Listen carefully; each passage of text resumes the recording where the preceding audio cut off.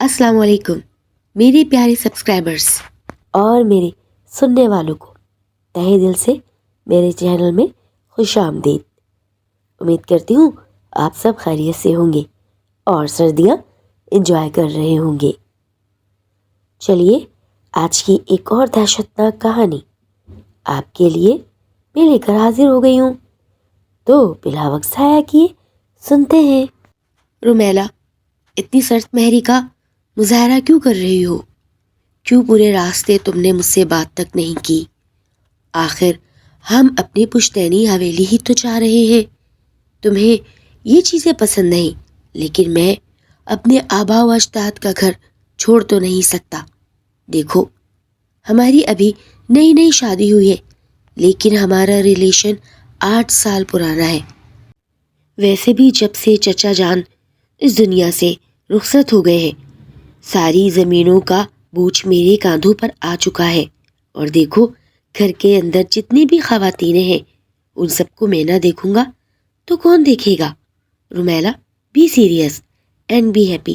دیکھو، جب ہم وہاں جائیں گے تو تم یہ اپنا خاموش اور افسردہ چہرہ میرے خاندان والوں کو نہ دکھانا، مجھے اچھا نہیں لگے گا۔ ناصر نے غصے کو اندر دباتے ہوئے اب اپنا دھیان سامنے روڈ کی جانب کر دیا تھا۔ پورے راستے رومیلا خاموش تھی۔ رات ہونے کو آئی تھی، لیکن رومیلا نے اب تک ناصر سے بات تک نہ کی تھی۔ کروٹ اوندھے کیے دوسرے جانب لیٹ گئی۔ صبح سویرے ہی پورے گھر والے، جو کہ صرف 4 افراد تھے، کھانے کی میز پر ناصر کے ساتھ رومیلا کا انتظار کرتے رہے، لیکن رومیلا وہی فکس 1 بجے پرانے روٹین کے مطابق اٹھی اور اپنا من پسند ناشتہ کیا اور سرونٹ سے کہنے لگی کہ کار نکالو، مجھے باہر کھیتوں کی طرف گھومنے جانا ہے۔ ناصر، جو اسے بہت غصے سے دیکھ رہا تھا، لیکن رومیلا کو اس کی فکر نہ تھی، وہ تو صرف اپنے آپ کو نہ جانے کیا سمجھ رہی تھی۔ اس نے ناصر کو کسی مقصد کے لیے حاصل کیا تھا۔ وہ ناصر کا پیسہ عیاشی میں اڑانا چاہتی تھی، لیکن ناصر ایک سلجھا ہوا سمجھدار لڑکا تھا۔ وہ جانتا تھا کہ روپیہ پیسہ کہاں اور کیسے خرچ کرنا ہے، لیکن وہ پھر بھی رومیلا کو اس کی فضول خرچی کرنے سے روکتا نہ تھا، صرف پیار سے سمجھایا کرتا۔ رومیلا کار لے کر بہت دور تک آ گئی تھی۔ ناصر نے اسے کہا بھی تھا کہ دیکھو، یہ راستے ٹھیک نہیں اور آج موسم بھی خراب ہے، دھیان سے جانا، میں تمہیں روکوں گا نہیں۔ کبھی تم سوچو کہ ہم اپنے آبا و اجداد کی جگہ پر آ گئے ہیں تو تم پر شک کریں گے۔ تم جانتی ہو کہ میرا مزاج شکی نہیں، لیکن یہ یاد رکھنا کہ ہم حویلی والے ہیں اور یہاں ہماری بہت زیادہ قدر و قیمت ہے۔ میری قدر و قیمت تم ہو، اور تم جانتی ہو کہ کس طریقے سے باہر نکل کر تمام کام فیس کرنے ہیں۔ رومیلا نے ناصر کو آج بھی کوئی جواب نہ دیا تھا۔ رومیلا جا چکی تھی۔ بیٹا ناصر، کیا ہوا ہے؟ جب یہ آنا نہیں چاہ رہی تھی، تم اسے زبردستی کیوں لے آئے؟ دادی جان سوئٹزرلینڈ جانے کی ضد کر رہی ہے، لیکن میں اپنی ذمہ داریوں سے تو نہیں بھاگ سکتا۔ پورے سال کا کھاتا انہی دنوں اکٹھا ہوتا ہے، مجھے دیکھنا ہوتا ہے۔ اگر میں زمینوں کا کام نہ دیکھوں گا تو تمام معاملات کیسے چلیں گے اور کسانوں کو ان کے پھل کیسے ملیں گے، اور جو بھی لین دین ہے لگان کا وہ کیسے مکمل ہوگا؟ ہاں بیٹا، تم بہتر سمجھتے ہو، لیکن بہو کو بھی تو دیکھو نا، یہ ہماری پوت بہو ہے، اگر یہی دل چھوٹا کرے گی تو پھر ہمیں اچھا نہیں لگے گا۔ میں نے 1-2 دن بعد حویلی میں ایک پروگرام منعقد کیا ہے، اس سے رومیلا بھی خوش ہو جائے گی اور ہمیں بھی اچھا لگے گا۔ اس کا اچھا سا ویلکم کرنے کے لیے میں نے یہ تقریب منعقد کی ہے۔ پورے گاؤں والے آئیں گے اور شاندار تقریب ہوگی۔ اللہ ہم سے راضی ہو جائے اور ہم جو کھانا کھلائیں وہ لوگ کھا کر راضی ہو جائیں۔ جی دادی جان، ماشاءاللہ، بہت اچھا سوچا ہے آپ نے۔ ناصر، ابھی تک نہیں لوٹی دلہن؟ بیٹا، 2 گھنٹے ہو گئے ہیں، دیکھو شام کے 6 بجنے کو آئے ہیں، مغرب کی اذانیں بھی ہو کر ختم ہو گئی ہیں، کہاں گئی ہوگی؟ میں بھی نہیں جانتا دادی جان، لیکن کیا کروں، موبائل بھی گھر پر چھوڑ گئی ہے۔ اب آپ ہی بتائیں، اسے یہ سب کچھ زیب نہیں دیتا، وہ یہاں آ کر مجھے ڈیگریڈ کر رہی ہے آپ سب لوگوں کے سامنے، اور میری عزت اس چیز کو بالکل بھی گوارا نہیں کرتی کہ ایک عورت مجھے اتنا زیادہ ڈیگریڈ کرے میرے ہی آباء و اجداد کے سامنے۔ بیٹا، کوئی بڑا چھوٹا نہیں ہوتا، میاں بیوی کا رشتہ ہوتا ہی پیار، محبت اور عاجزی اور حسن سلوک کے ساتھ۔ آپس میں محبت سے رہو۔ دیکھو ڈرائیور سے بول کر دوسری گاڑی نکلواؤ، اسے ڈھونڈو وہ کہاں ہے۔ دادی جان خود آ جائے گی، دیکھو ہوائیں چل رہی ہیں، ایسا نہ ہو بارش شروع ہو جائے، کہاں اٹکتی پھرے گی؟ جاؤ، وہ تو راستے بھی نہیں جانتی، پوچھ کر آ جائے گی۔ دادی جان بچی نہیں ہے، اچھی خاصی کار چلانا جانتی ہے، اور راستوں سے بھی ڈرائیور بہت اچھی طریقے سے واقف ہو جاتا ہے، جہاں سے نکلتی جائے گی وہیں سے واپس آ جائے گی۔ میں آرام کرنے جا رہا ہوں، دادی جان آ جائے تو اسے کمرے میں بھیج دینا۔ رومیلا غصے میں نہ جانے کن راستوں سے گزرتے ہوئے اب ایک بہت بڑے سے کھیت میں آ پھنسی تھی۔ نہ جانے یہ کون سی فصل ہے، مجھے تو ان کھیتوں کے اور ان گاؤں کا کچھ بھی ایسا معلوم نہیں۔ وہ منہ میں بڑبڑا رہی تھی اور کہنے لگی اس کار کے پہیے کو بھی ابھی گڑھے میں پھنسنا تھا۔ وہ کار سے باہر نکل آئی اور چاروں طرف نظریں گھمانے لگی۔ ہوائیں بہت تیز چل رہی تھیں۔ اچانک سے بارش نے آ گھیرا۔ اس نے سامنے ہی ایک گھر دیکھا تھا جس کے اندر مدھم سی روشنی چل رہی تھی۔ اس نے آگ دیکھا نہ تاؤ وہیں کی جانب تیز قدموں سے چلنا شروع کر دیا۔ جیسے ہی وہ اس گھر کے قریب پہنچی، اس نے دروازہ بجایا، اندر کوئی ہے؟ مجھے مدد چاہیے، میری کار گڑھے میں پھنس گئی ہے، پلیز ہیلپ می۔ تھوڑی ہی دیر بعد ایک چوڑے مشٹنڈے نے دروازہ کھولا۔ اس کی بڑی بڑی مونچھیں دیکھ کر رومیلا تھوڑی دیر کو تو سہمی، اور وہ شخص رومیلا کو نیچے سے لے کر سر تک عجیب و غریب نظروں سے گھور رہا تھا۔ رومیلا چند قدم پیچھے ہٹی۔ کیا ہوا محترمہ، کیا کام آ گیا ہے ہم سے؟ آسمان پر بجلی چمکنے لگی اور بادلوں کی گھڑگھڑاہٹ نے دادی کے ہوش اڑا دیے تھے۔ دادی نے اب اپنی ایک نوکرانی سے کہا کہ جاؤ دارا، فٹافٹ ناصر کو اٹھاؤ، 7:30 بج گئے ہیں، گہرا اندھیرا چھا گیا ہے اور بارش بھی تیز برسنے لگی ہے۔ رومیلا گھر نہیں لوٹی۔ جی مالکن، میں ابھی جاتی ہوں، ہم سب بہت فکر مند ہیں کہ بیچاری رومیلا کو کہاں اور کن راستوں نے گھیر لیا ہوگا، آپ تو جانتی ہیں نا۔ جی، دادی بہت زیادہ پریشان ہو گئی تھی، لیکن ناصر نہیں جانتا۔ جاؤ اسے نیچے لاؤ اور میں اسے سمجھاتی ہوں۔ تھوڑی ہی دیر بعد ناصر بہت زیادہ پریشان اور غصے میں مٹھیاں بھیجتا ہوا تیز سیڑھیاں اتر رہا تھا۔ کھانے کی میز پر سب جمع تھے۔ کیا ہوا ناصر، تم اتنی بے فکری کے ساتھ کیسے سو گئے؟ دادی جان، رومیلا ابھی تک نہیں پہنچی، میں خود پریشان ہو گیا ہوں۔ سب سے بڑی بات اس کو کیا سوچی تھی جانے کی، مجھے بھی آج اس نے لفٹ نہیں کرائی۔ بیٹا کوئی بات نہیں، بات رفع دفع کرتے ہیں، جاؤ 7:45 ہونے کو آئے ہیں، کچھ نہیں پتا۔ جی میں نے کہہ دیا ہے سکندر سے، وہ گاڑی نکال رہا ہے، اور سنو ہتھیار رکھ کر جانا، خالی ہاتھ نہ جانا۔ جی دادی جان، آپ پریشان نہ ہوں۔ ناصر اب حویلی سے نکل گیا تھا۔ دادی جان، کیا لگتا ہے رومیلا کیسے مزاج کی لڑکی ہے؟ مجھے وہ سمجھ نہیں آئی۔ ماہین جو چچا سکندر کی بڑی بیٹی تھی، ناصر کو دل ہی دل میں بچپن سے چاہتی تھی، لیکن کبھی ظاہر نہ کیا تھا۔ ماہین بے پناہ خوبصورت تھی، اس نے تعلیم تو حاصل نہ کی تھی، لیکن باشعور، سلیقہ شعار اور حویلی کے طور طریقوں سے بہت اچھی طریقے سے واقف تھی۔ چچا سکندر کی اس گاؤں کے ساتھ جڑے ہوئے گاؤں سے بہت گہری دشمنی تھی، اس لیے انہوں نے کبھی اپنے بچے، خصوصی اپنی بیٹیاں، گھر سے باہر ہی نہ نکالی تھیں، لیکن وہ خود خالق کے حقیقے سے جا ملے۔ دادی کیا ہوگا؟ میں جانماز بچھاتی ہوں اور اللہ تعالیٰ سے دعا کرتی ہوں۔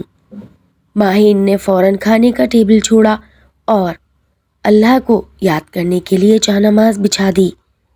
سر سجدے میں دیے مسلسل اللہ تعالیٰ سے دعا کر رہی تھی کہ جو بھی ہو خیریت سے ہو، ناصر پریشان نہ ہو۔ بہت محبت کرتی تھی وہ ناصر سے، لیکن ناصر نے کبھی ماہین کے اس دل کی محبت کو جاننے کی کوشش ہی نہ کری۔ وہ تو ایک شہری لڑکی کے عشق میں ایسا مبتلا ہوا نکچڑی اور بدتمیز۔ خیر، ناصر تھکے ہارے قدموں سے 11 بجے لوٹ آیا تھا۔ کیا ہوا بیٹا، کہاں گئی؟ دادی گاؤں کا چپا چپا چھان مارا ہے اور دیگر ملازمین بھی اپنی اپنی گاڑیوں میں مسلسل اسے ڈھونڈ رہے ہیں۔ میں واپس آ گیا ہوں صرف اس لیے کہ اب برابر کا گاؤں دیکھنا باقی رہ گیا ہے۔ وہ اس کی کار بھی نہیں ملی۔ مجھے شک ہے کہیں غصے میں واپس شہر ہی نہ لوٹ گئی ہو۔ ٹھیک ہے، آرام کرو، جاؤ، شاباش۔ ناصر غصے میں اوپر چلا گیا تھا کیونکہ اسے کچھ سمجھ ہی نہیں آ رہا تھا۔ سامنے سے ماہین بھاگتی ہوئی آئی۔ ایک لمحے کو اس کی نظریں ناصر کی نظروں سے ٹکرائی تھیں۔ ناصر عجلت میں اپنے کمرے کا دروازہ کھول کر اندر داخل ہو گیا اور ماہین وہیں کھڑی رہ گئی۔ ماہین نے پوری رات اپنے کمرے میں جاگتے ہوئے اللہ کی عبادت میں گزاری تھی۔ صبح کا سورج چڑھایا تھا۔ اس نے ناصر کو دوبارہ حویلی سے باہر جاتے ہوئے دیکھا تھا۔ اب کی دفعہ ناصر کے ساتھ تمام ملازمین تھے کیونکہ وہ اب برابر والے گاؤں جا رہے تھے۔ 4-5 گھنٹے ہو گئے تھے، ناصر کا اتا پتہ نہ تھا۔ وہیں پر دادی اور دیگر گاؤں والے اب حویلی میں جمع تھے۔ کہاں گئی بی بی رومیلا؟ سب پریشان تھے۔ کہیں برابر والے گاؤں میں چودھری نے تو… ارے نہیں، الٹی سیدھی باتیں اپنے دماغ میں نہ لاؤ، کچھ نہیں ہوتا، یہ ہمارے لیے نیا نہیں۔ دادی جان، ماہین ایک دم چونکی، اس سے پہلے بھی تو ہمارا بھائی اور چچا جان ان کے ظلم کا نشانہ بن چکے ہیں نا۔ ہاں بیٹا، میں سمجھتی ہوں، لیکن انہیں کیا معلوم کہ رومیلا ہمارے گھر کا فرد ہے۔ دادی جان کیسی باتیں کر رہی ہیں آپ؟ ہماری وہ گاڑی سب پہچانتے ہیں۔ ارے ہاں، یہ تو میں نے سوچا ہی نہیں۔ شام ہونے کو آئی تھی، ناصر کا پتہ نہ تھا۔ ناصر اب ایک ایسی جگہ پھنس گیا تھا جہاں سے واپسی اسے نظر ہی نہیں آ رہی تھی۔ اس نے دیکھا کہ سامنے گڑھے میں پھنسی ہوئی ایک کار، تیز بارش ہو رہی ہے اور ناصر نے اپنی گاڑی کا دروازہ کھولا۔ پیچھے اور بھی ملازمین تھے دیگر گاڑیوں میں۔ آہستہ آہستہ ناصر دبی دبی چال سے اس گاڑی کی جانب بڑھ رہا تھا۔ اس کے چہرے پر پریشانی ظاہر ہو چکی تھی کیونکہ وہ کار بالکل آڑی ہو کر گڑھے میں گری ہوئی تھی۔ ناصر سمجھا کہ رومیلا کے ساتھ کوئی حادثہ پیش آیا ہے، تبھی رومیلا گھر نہیں پہنچی تھی۔ اس کا شک یہ نہ تھا کہ اس کے ساتھ کار کا حادثہ بھی ہو سکتا ہے۔ وہ تو برابر والے گاؤں میں کچھ اور ہی سوچ بیٹھا تھا۔ چلتے چلتے وہ جیسے ہی کار کے قریب پہنچے، اندر اسے رومیلا کہیں بھی دکھائی نہ دی۔ رومیلا… ناصر اب خالی ہاتھ حویلی لوٹ آیا تھا۔ سب کے چہرے اب پریشانی سے دوچار نظر آ رہے تھے کیونکہ رومیلا ملی ہی نہ تھی۔ وہ کار لا کر گیراج میں کھڑی کر دی گئی تھی اور ناصر نے اب پورے گاؤں کے بڑے بڑے لوگ اکٹھے کر لیے تھے کیونکہ انہیں اب پنچایت بٹھانی تھی۔ برابر والے گاؤں پر ان کا مکمل شک تھا، ہو نہ ہو رومیلا کا اغوا ہوا ہے۔ پنچایت دوسرے گاؤں کے اندر جا کر مسلسل بات چیت کر رہی تھی، لیکن رومیلا کے لیے انہوں نے ہر طریقے سے ان کو مطمئن کر دیا تھا کہ رومیلا نام کی لڑکی ہمارے گاؤں پہنچی ہی نہیں، اور ہم کیوں اس کو اغوا کریں گے جب ناصر سے ہماری کوئی لڑائی ہے ہی نہیں۔ ناصر کو 2 روز ہو گئے تھے، لیکن رومیلا کا پتہ ہی نہ تھا۔ ناصر کو اچانک نہ جانے کیا ہوا، رات کے 2:30 بج رہے تھے جب اس نے گاڑی واپس باہر نکالی۔ وہ انہی راستوں کو بہت تیزی سے کراس کرتے ہوئے انہی کھیتوں کی طرف جا رہا تھا جہاں بہت بڑی بڑی جھاڑیاں اور سرکنڈے کھڑے ہوئے تھے۔ یہ کھیت تو برائے نام تھا، لیکن وہاں زیادہ تر لکڑی کی ٹالیں ہی کٹ کے رکھی ہوئی تھیں۔ شاید کہ وہاں درختوں کی کٹائی کا کام ہوتا رہا ہوگا۔ بہرحال جیسے ہی ناصر اسی جائے وقوع پر پہنچا، اس نے دیکھا کہ ایک کالی سی پرچھائی سامنے گھر کی جانب جاتی ہوئی دکھائی دے رہی ہے۔ ناصر نے خاموشی سے کار بند کی اور لائٹس آف کر کے باہر آ گیا۔ روڈ پھلانگ کر اب وہ اسی راستے پر تھا جہاں سے وہ کالی پرچھائی اس گھر کے جانب جا رہی تھی۔ آہستہ آہستہ وہ اس کالی پرچھائی کے پیچھے جانے لگا۔ اسے ایسا لگا کہ یہ کوئی نسوانی پرچھائی تھی۔ اس کے بال ہوا میں لہرا رہے تھے اور اس کے قدم، اس کے پیر زمین سے لگ بھگ 1 بالش اوپر تھے، مانو جیسے ہوا میں تیر رہی تھی۔ ناصر اب اسی گھر کے باہر کھڑا ہو گیا تھا۔ دروازہ بجانے پر ایک لمبا چوڑا آدمی بڑی بڑی مونچھوں والا باہر آیا۔ جی جناب، بولیے، کیا کام ہے؟ ناصر نے گلا کھنکارتے ہوئے کہا، کیا یہاں کچھ دنوں پہلے کوئی ایکسیڈنٹ ہوا ہے؟ کیا مطلب بابو، کیا پوچھنا چاہ رہے ہیں آپ؟ یہاں آگے تھوڑے ہی فاصلے پر ان سرکنڈوں کے بیچ میں ایک کار آدھی گڑھے میں دھسی ہوئی ملی ہے۔ وہ کار میری ہی فیملی کی ایک ممبر کی تھی۔ میں اس گاؤں کے چودھری کا بیٹا ہوں۔ اوہ جناب، آئیے، اندر آئیے۔ وہ شخص ایک دم گھبرا گیا تھا۔ ناصر نے اس کی گھبراہٹ پہچان لی۔ ناصر کو تجسس ہونے لگا کہ یہ میری بات سن کر ایک دم چونک کیوں گئے۔ چاروں ایک دوسرے کی شکل بہت حیرانی سے دیکھ رہے تھے۔ جی آپ کیا پوچھ رہے تھے؟ ان میں سے ایک نے پھر ناصر سے پوچھا۔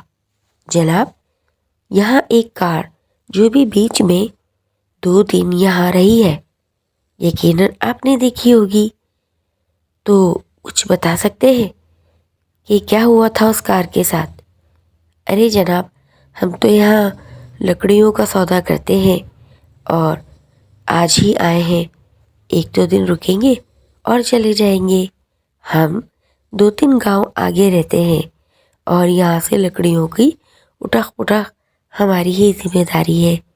یہ کھیت ہمارے نہیں، سوری، ہم نہیں جانتے۔ اگر جانیں گے تو ضرور بتائیں گے۔ اب آپ جا سکتے ہیں، رات کافی گہری ہو گئی ہے اور ہم اب سونے کی تیاری کر رہے ہیں۔ ناصر نے دیکھا وہ چاروں تاش اور شراب نوشی میں دھت ہوئے ہوئے تھے، لیکن پھر بھی انہوں نے بہت حاضر جوابی سے، بہت حاضر دماغی سے کام لیا۔ خیر، ناصر کو ان پر ذرا بھی شک نہ ہوا اور وہ باہر جانے لگا۔ اچانک ناصر کی نظر صوفے کے پیچھے پڑی جہاں اسے کچھ نظر آیا، لیکن ناصر نے خود کو سنبھال لیا اور خاموشی سے باہر آ گیا۔ اس نے اپنا دل تھام لیا تھا۔ اس کا دل اس کا ساتھ نہیں دے رہا تھا۔ ایسا کیا دیکھ لیا تھا اس نے؟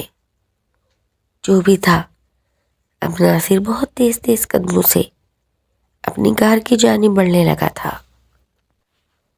کار کا دروازہ کھول کر اس نے سائڈ سے اپنی ٹی ٹی نکالی اور اس کو چیک کیا، اس میں گولیاں ڈالیں اور اب بہت تیزی سے واپس اس گھر کی جانب بڑھنے لگا۔ دروازہ ناصر نے بہت زور زور سے بجایا۔ وہ آدمی، ارے صبر ٹھہرو، اب کون آ گیا؟ دیکھ یار، چیک کر کون آ گیا ہے، یہ کتنا بدتمیز ہے، کتنی دور دور سے دروازہ بجا رہا ہے، دیکھ تو ذرا، اس کا دماغ ٹھکانے لگانا پڑے گا۔ جیسے ہی دروازہ کھلا، ناصر نے ان پر اپنی گن تان لی۔ جی آپ پھر آ گئے؟ پیچھے ہٹو، مجھے کچھ دیکھنا ہے، پیچھے ہٹ جاؤ۔ اگر کسی نے آگے بڑھنے کی کوشش کری تو سیدھی گولی اس کے سینے میں اتار دوں گا اور دیکھوں گا بھی نہیں۔ چاروں فوراً سائڈ میں ہو گئے تھے کیونکہ وہ نشے میں دھت تھے۔ جیسے ہی ناصر اس صوفے کی جانب بڑھا، جھکا اور اپنے ہاتھوں میں رومیلا کا دوپٹہ اٹھا لیا۔ یہ لڑکی اور اس کا دوپٹہ، کہاں ہے یہ لڑکی؟ اس کا دوپٹہ یہاں کیا کر رہا ہے؟ وہ ہمیں نہیں معلوم، ہم تو آج ہی آئے ہیں، اور آپ پتہ بھی کر سکتے ہیں، صبح جب ہوگی آپ خود پوچھ لیجئے گا یہاں پر ارد گرد کے لوگوں سے، ہمیں نہیں معلوم۔ یہ کہہ کر وہ چاروں ایک دوسرے کو اشارہ کرنے لگے۔ ناصر نے ان کا اشارہ دیکھ لیا تھا۔ اچانک ان میں سے ایک آگے بڑھا تاکہ وہ ناصر پر حملہ کر سکے۔ ناصر نے آؤ دیکھا نہ تاؤ چاروں پر نشانے باندھ دیے، اندھادھند گولیاں برسا دی، کسی کے سینے میں تو کسی کے منہ پر، کسی کے دماغ پر۔ نہ جانے ناصر کو کیا ہو گیا تھا، وہ چیخ رہا تھا، بتا دو سچ سچ، میری بیوی کہاں ہے؟ چاروں دم توڑ گئے تھے۔ پورا گھر جان مارا، ناصر کو رومیلا کہیں نہیں ملی۔ رومیلا، تمہاری ضد، تمہاری بدتمیزی، تم نے میری محبت کا ہمیشہ ناجائز فائدہ اٹھایا، کہاں گئیں تم؟ اور جاتے جاتے مجھے ایک آخری اذیت دی گئی۔ آخر تمہارے ساتھ ہوا کیا؟ اور تم یہاں کیسے پہنچی؟ ان باتوں کا جواب ناصر کو نہ مل سکا اور وہ دوپٹہ لیے بوجھل قدموں سے باہر کی جانب جانے لگا۔ اس نے دیکھا کہ وہی کالی پرچھائی اس کے کار کے پاس کھڑی ہے۔ رومیلا تم؟ ہاں میں۔ تم یہاں کیسے پہنچی؟ ناصر رو رہا تھا، اس کی آنکھوں سے ساروں قطار آنسو گر رہے تھے۔ وہ رومیلا کو ہوا میں معلق دیکھ رہا تھا۔ ناصر، میری ضد اور میری لاپرواہی میری موت کا باعث بن گئی۔ ناصر نے جب یہ سنا، وہ زمین پر بیٹھتا چلا گیا، چیخنے لگا، کیا کہہ رہی ہو تم؟ رومیلا، ہاں ناصر، میں سچ کہہ رہی ہوں، میں اب اس دنیا میں نہیں، لیکن دیکھو، میں اللہ سے مہلت لے کر تمہیں بتانے آئی ہوں۔ مجھے ان چاروں آدمیوں نے بہت بے دردی سے مارا ہے، اور میں جس دروازے پر تم کھڑے تھے اسی دروازے کے عقب میں تھوڑا آگے بڑھو گے، کچی مٹی ہے، انہوں نے مجھے وہاں دفنا دیا۔ جو بھی ہو ناصر، مجھے معاف کر دینا۔ یہ کہہ کر رومیلا غائب ہو گئی۔ ناصر کے پاس الفاظ نہیں تھے کہ وہ روئے، چیخے، ماتم کرے۔